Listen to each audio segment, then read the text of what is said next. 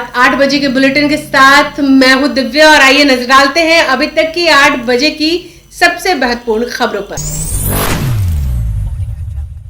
नमस्कार, मैं हूं दिव्या और आप देख रहे हैं आंखें न्यूज 24। भारत के गृह मंत्री अमित शाह आज शाम 3 दिवसीय दौरे पर बिहार पहुंच रहे। उनके इस दौरे को लेकर राज्य में सियासत तेज हो गई। एक और विपक्ष होली से ठीक पहले उनके आगमन पर के समय पर सवाल उठा रहा, वहीं दूसरी ओर सत्ता और एनडीए के घटक दल इस दौरे को अहम और आवश्यक बता रहे हैं। बिहार सरकार के मंत्री अशोक चौधरी ने कहा कि बिहार का सीमावर्ती क्षेत्र नेपाल और बांग्लादेश से सटा हुआ है। विशेष रूप से किशनगंज जैसे इलाकों में बांग्लादेश से घुसपैठ की घटनाएं सामने आती रही हैं।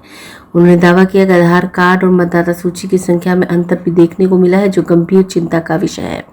ऐसे में केंद्रीय गृह मंत्री का बिहार आकर स्थिति की समीक्षा करना अत्यंत आवश्यक है। अशोक चौधरी ने यह भी कहा कि सीमांती क्षेत्रों के इस रास्ते नकली मुद्रा के आदान प्रदान की शिकायतें मिलती रहती हैं। इस पर कड़ी निगरानी और समुचित कार्रवाई के लिए गृह मंत्री का दौरा महत्वपूर्ण माना जा रहा है। जैसे मान लीजिए कि जो बॉर्डर हमारा है, हमारा बॉर्डर नेपाल से है, हमारा बॉर्डर बांग्लादेश से है, जिस पर अभी आ रहे हैं अमित शाह जी। नेपाल से हमारे यहाँ ड्रग, फेक करेंसी, ये सब की शिकायतें हैं। क्योंकि वो ओपन बॉर्डर है तो वहां से हमारा उस पर है, तो वो उस पर रिव्यू करेंगे मेरी समझ से। और दूसरा जो रिव्यू उनका है बांग्लादेश से है कि बांग्लादेश से बहुत सी घुसपैठिए हमारे सीमांचल में आए हैं। अगर आप वोटर लिस्ट और आधार कार्ड का मैच करिएगा किशनगंज, सिर्फ किशनगंज के इलाकों में, तो आपको मेजर डिफरेंसेस मिलेगा कि आधार कार्ड की संख्या और वोटर लिस्ट। आधार कार्ड हमारे यहाँ सबसे ज्यादा किशनगंज में। तो मतलब हमारा कहने का मतलब है कि जो नंबर है वो वोटर लिस्ट की संख्या ज्यादा है, आधार कार्ड की संख्या कम है।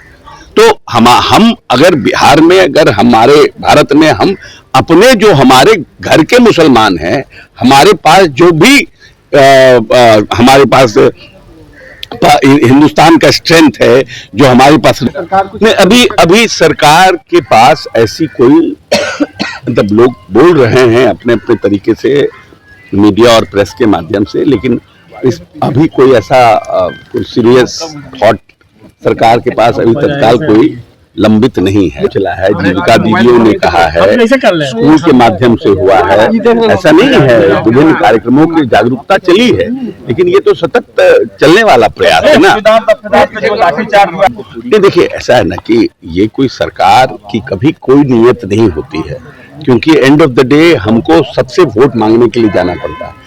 हम अगर मैं नहीं गया तो हमारे दूसरे विधायक जाएंगे, हमारे दूसरे उम्मीदवार जाएंगे। तो सरकार की किसी के ऊपर लाठीचार्ज की कभी मंशा नहीं रहती है। बहुत विशेष परिस्थिति में ही लाठीचार्ज, आंसू गैस छोड़ा जाता है, जब पूरी तरह से भीड़ अनियंत्रित हो जाती है।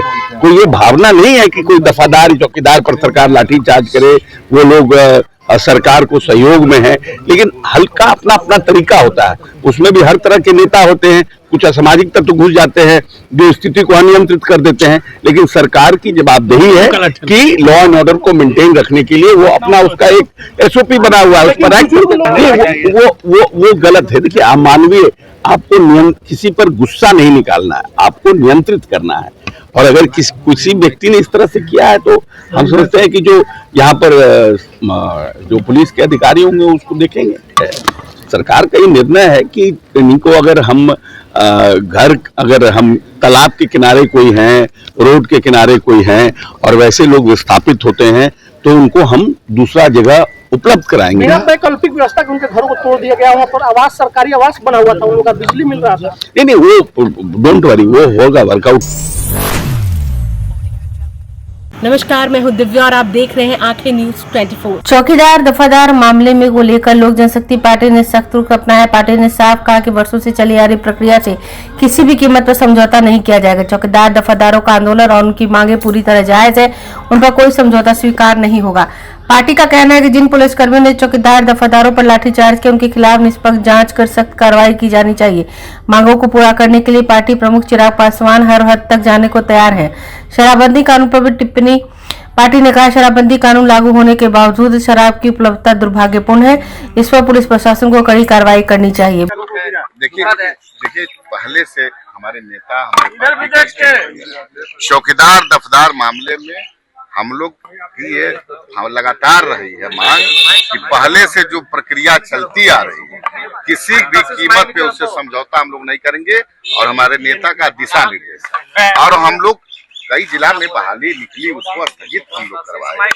तो हम लोग का स्पष्ट है कि चौकीदार दफदार का आंदोलन जो है उस पे हमारे नेता जा करके जूस पिलाकर तोड़वाए, वो हम लोग को याद है और हम लोग उससे किसी भी तरह से समझौता नहीं करेंगे। और स्पष्ट रूप से मैंने कल सदन में कहा है कि चौकीदार दफदार के मामले में जो लाठीचार्ज हुई है, मैंने मुख्यमंत्री उसमें सदन में मौजूद थे, उनसे स्पष्ट कहा कि इस पे जांच करके दोषी पुलिसकर्मियों पे कार्रवाई। अब मान लीजिए हम लोग बाहर में आप क्या चलता नहीं, उसके लिए पार्टी किसी भी हद तक जाना होगा तो जाएगी। और चौकीदार दफदार आंदोलन जो है वो पार्टी का बहुत बड़ा मुद्दा पहले से है, उस पे कोई समझौता सम्राट चौधरी के पास है क्या? सम्राट जी से भाई स्पष्ट है, मिलेंगे नहीं, हम लोग मिल रहे हैं, हम लोग लगातार बात कर रहे हैं और हम लोग काम करने में विश्वास रखते हैं। ठीक है, लेकिन हम लोग सरकार में हैं, लेकिन सरकार में होने के बावजूद भी दफदार और चौकीदार का जो आंदोलन है उससे कोई समझौता किसी कीमत पे नहीं होगा, ये स्पष्ट क्लियर है। समीक्षा की बात की जा रही है।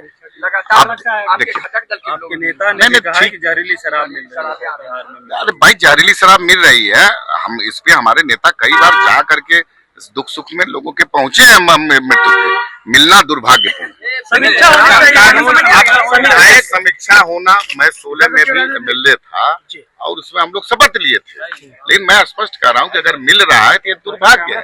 हाँ, शराबबंदी पूर्णतः हुई है, पूर्ण रूप से उसका प्रभाव भी है। आज हमारी महिलाएं उस शराबबंदी का समर्थन कर रही हैं, लेकिन अगर कहीं से मिल रहा है ये दुर्भाग्य है, इस पे पुलिस को तुरंत कार्रवाई करनी है। नमस्कार, मैं हूं दिव्या और आप देख रहे हैं आंखें न्यूज 24। बिहार विधानसभा के बजट सत्र का आज 17वां दिन है और सदन में हंगामा थमने का नाम नहीं ले रहा। महागठबंधन के विधायकों ने हाथों में तख्तियां लेकर सरकार के खिलाफ जोरदार नारेबाजी की। विपक्ष का आरोप है कि चुनाव के समय महिलाओं से किए गए वादे पहले 10,000 देने का और चुनाव के बाद 2 लाख देने का अब खोखले साबित हो रहे। विधायकों का कहना है कि ये वादे केवल चुनावी घोषणाएं थी जिन पर सरकार अमल नहीं कर रही।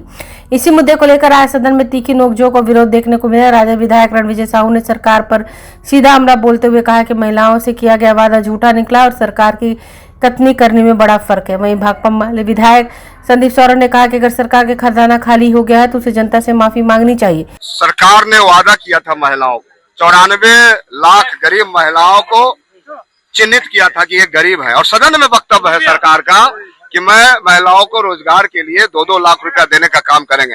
लेकिन लगातार नीतीश कुमार जी वादा खिलाफी कर रहे हैं और महिलाओं को ठगने का काम कर रहे हैं। लगातार महिलाओं पर अत्याचार बढ़ा है और नीतीश कुमार जी मुख्य दर्शक बने हुए हैं। अगर सोच रहे कि चुनाव में महिलाओं को हमने 10,000 दे दिया और अपने वादे से मुकर जाएंगे तो उसको विपक्ष नहीं होने देगा। सीधी मांग है कि जब आप कास्ट सर्वे का रिपोर्ट लाए, सदन में आपने प्रस्तुत किया तो आपने उसके साथ साथ कुछ ठोस घोषणाएं की थी। आपने घोषणा किया कि 94 लाख जो गरीब परिवार है जिनकी मासिक आमदनी 6,000 से नीचे है, उन परिवारों को सरकार 2-2 लाख रुपए देगी, ये आपने घोषणा किया था। उस समय कोई महिला उद्यमी योजना की बात नहीं थी।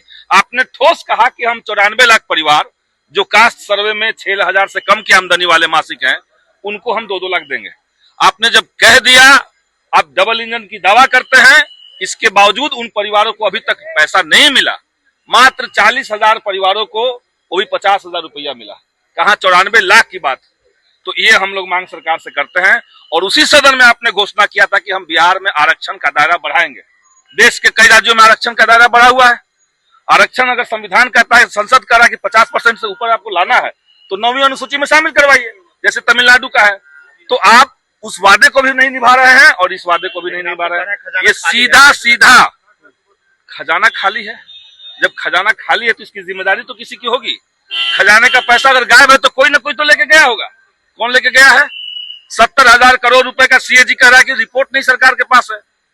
आपके पास सारी जांच एजेंसी आपके कब्जे में है, तो आप लूटिए पैसा बिहार को और 20 से 25 साल पुराना सरकार को गाली दीजिए और आज पैसा लूटिए और कहिए खजाना खाली है। तो जो घोषणा हुआ वो सरकार लागू करे और नहीं, अगर खजाना खाली है तो अब जनता से माफी मांग। समाचारों में वक्त हो चला एक छोटे से अंतराल का। पटना में कई वर्षों से शिक्षा में अहम योगदान दे रहा है Gyansthali high school Alamganj Patna city, जहां 10वीं और 12वीं की बोर्ड परीक्षाओं में 100% अंक प्राप्त कर रहे हैं बच्चे। एक ऐसा स्कूल जहां न केवल होती है पढ़ाई बल्कि साथ ही साथ होती है कल्चरल एक्टिविटी, स्पोर्ट्स एक्टिविटी से जुड़े गेम्स, मैथ ओलंपियाड से लेकर साइंस ओलंपियाड, जहां बच्चों के लिए स्कूल कैंपस अत्याधुनिक सुविधाओं से लैस, छोटे बच्चों के लिए वाहन और ट्रांसपोर्ट की विशेष सुविधा। तो देर किस बात की, आज ही कराएं अपना नामांकन Gyansthali high school Alamganj Patna city में, जहां नामांकन की प्रक्रिया जारी है। संपर्क करें पुलिस चौकी Alamganj main road near Alamganj थाना पटना बिहार 800007। ब्रेक के बाद आपका फिर से स्वागत है। नमस्कार, मैं हूं दिव्या और आप देख रहे हैं आंखें न्यूज 24। बिहार में शराबबंदी कानून की समीक्षा को लेकर सियासत तेज हो गई। माधव आनंद, जो राष्ट्रीय लोक मोर्चा के विधायक दल के नेता हैं, ने संकेत दिया है कि इस कानून पर विस्तृत समीक्षा की जरूरत है। माधव आनंद ने कहा, शराबबंदी कानून को लागू करते समय सत्ता और विपक्ष दोनों ने एक सुर में समर्थन दिया था, लेकिन आज जब समीक्षा की बात सामने आ रही तो सभी दलों को मिलकर पुनर्विचार करना चाहिए। उन्हें यह भी कहा कि यह तय किया जाना चाहिए कि पूर्ण प्रतिबंध जारी रखा जाए या आगे कोई निर्णय लिया जाए। जितनी बातें मुझे कहनी थी सदन के माध्यम से, मीडिया साथियों के माध्यम से लगातार 3-4 दिनों से अपने बातों को रखने का काम किया। मुझे लगता है इस पे जो है अब बहुत ज्यादा बात करने की आवश्यकता नहीं है। थोड़ा वक्त का इंतजार कीजिए, थोड़ा वक्त का इंतजार कीजिए। बिहार के लोकप्रिय मुख्यमंत्री श्री नीतीश कुमार जी निश्चित रूप से इसकी समीक्षा करेंगे। मुझे पूरा विश्वास है, सब लोगों की मांग है, जनहित से जुड़ा हुआ मामला है और निश्चित रूप से इसकी विस्तृत समीक्षा होगी। आप समीक्षा की बात कर रहे हैं, पर अब कांग्रेस के लोग करें इसको खत्म ही कर दिए, सर आप खोल दीजिए। देखिए, समीक्षा पर उठी थी, अब खत्म करने की बात हो गई। जब विस्तृत समीक्षा होगी तभी तो इस बात का पता चलेगा ना कि जिन उद्देश्यों की प्राप्ति के लिए हम लोगों ने शराबबंदी की, पक्ष विपक्ष सभी लोगों ने एक स्वर से इसका समर्थन किया, तो विस्तृत समीक्षा जब होगी तब पता चलेगा। उसके बाद शराबबंदी चालू रहे या खत्म करने की आवश्यकता महसूस हो या कानून को और जो है कठिन बनाने की आवश्यकता हो, तमाम पहलुओं पे चर्चा होगी, लेकिन विस्तृत समीक्षा के बाद ही निर्णय लिया जाएगा। जहां तक कांग्रेस के लोगों की मांग है, तमाम अन्य जैसे विपक्ष के नेताओं की मांग है, मुझे लगता है उनको भी थोड़े से वक्त का इंतजार करना चाहिए। समीक्षा को लेकर सीरियस नहीं है, कई बार ये मुद्दा उठा है। देखिए, अब सरकार जो है हमेशा से सीरियस रहा है और ये सुशासन बाबू की सरकार है और निश्चित रूप से कोई भी जब कानून बनता है तो कानून की समीक्षा आदरणीय मुख्यमंत्री जी समय समय पे करते रहे हैं और इसकी भी समीक्षा कई बार हुई है। ऐसा नहीं है कि पूर्व में समीक्षा नहीं हुई है, कानून में कई संशोधन भी हुए हैं, लेकिन मैंने इस बार विस्तृत समीक्षा की बात की। और जब विस्तृत समीक्षा होगी तो निश्चित रूप से तमाम पहलुओं पे चर्चा होगी कि कानून की आवश्यकता है या नहीं है। आपके बातों का ही मैं उत्तर दे रहा हूँ, कानून की आवश्यकता है या नहीं है, तो इन तमाम चीजों पे जैसे डिस्कशन होगा और जो भी डिस्कशन के बाद निकलेगा वो आप लोग के सामने आएगा। माधव जी, सवाल है कि इस पर जदयू अलग थलग पड़ गई है, बीजेपी, आप उपेंद्र कुशवाहा, जीतन राम मांझी सब एकजुट हो गए शराबबंदी कानून। एनडीए का कुनबा पूरी तरह एकजुट है, कोई मतभेद नहीं है, न मतभेद है, मतभेद तो दिख रहा है, है, मतभेद और न मनभेद है। हम लोगों ने मांग की है और मैंने क्या कहा आप लोगों से, थोड़ा सा वक्त का इंतजार कीजिए, सदन समाप्त होने दीजिए। 27 तारीख को सत्र का अंतिम दिन है, उसके बाद निश्चित रूप से इसकी विस्तृत समीक्षा आदरणीय मुख्यमंत्री जी के नेतृत्व में होगा, ऐसा मुझे पूरा भरोसा है। और कानून आगे चलेगा या नहीं चलेगा, तमाम चीजों पे विस्तृत समीक्षा के बाद आप लोग के समक्ष हम लोग आए। लॉ एंड ऑर्डर पे भी लगातार सवाल हो रहे हैं, घुसपैठिया को लेकर के वो बैठक करेंगे, क्या लगता है बिहार में भी घुसपैठिया है?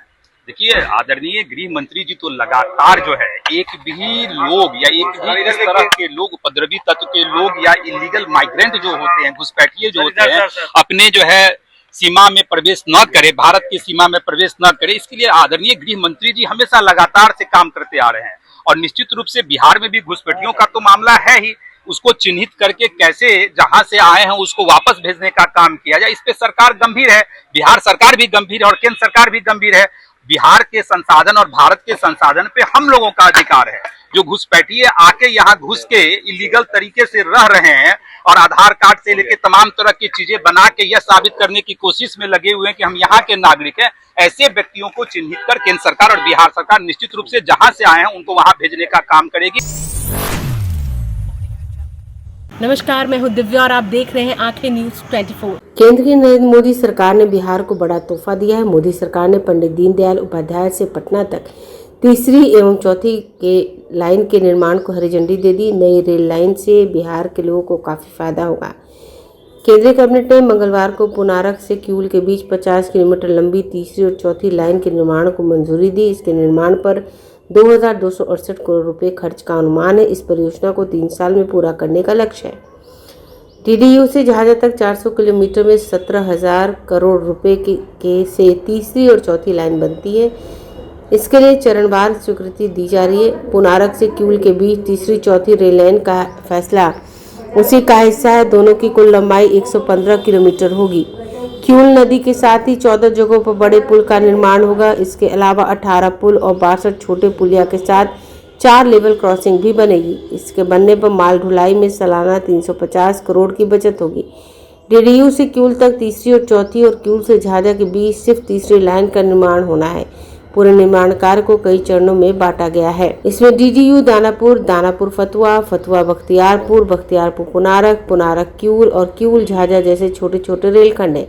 ये निर्माण से ट्रेनों की रफ्तार बढ़ेगी, माल ढुलाई सस्ता होगा। कैबिनेट ने गोंदिया जबलपुर खंड का दोहरीकरण, गमरिया चांडिल खंड के तीसरे और चौथी लाइन बिछाने को मंजूरी दी है। पंडित दीनदयाल उपाध्याय से पटना तक तीसरी और चौथी लाइन का निर्माण होगा। राजेंद्र नगर से फतुहा के बीच तीसरी लाइन का निर्माण किया जाएगा। नेवरा, जटडुमरी, दनियावा के रास्ते फतुहा तक चौथी लाइन बिछेगी। फतुहा से किऊल के बीच तीसरी और चौथी लाइन का निर्माण होगा। किऊल से झाझा के बीच तीसरी लाइन का निर्माण किया जाएगा। रेलवे बोर्ड द्वारा पहले चरण में फतुहा से बख्तियारपुर के बीच 24 किलोमीटर और बख्तियारपुर से पुनारक के बीच 30 किलोमीटर में तीसरी और चौथी रेल लाइन की मंजूरी पहले ही दी जा चुकी है। ब्यूरो रिपोर्ट, आंखें न्यूज 24। अगर आपने अभी तक हमारे चैनल को सब्सक्राइब नहीं किया है तो हमारे चैनल को जल्द से जल्द सब्सक्राइब करें, लाइक करें और शेयर करें और ताज़ा तरीन खबरों के लिए लगातार जुड़े रहें आंखें न्यूज 24 के साथ।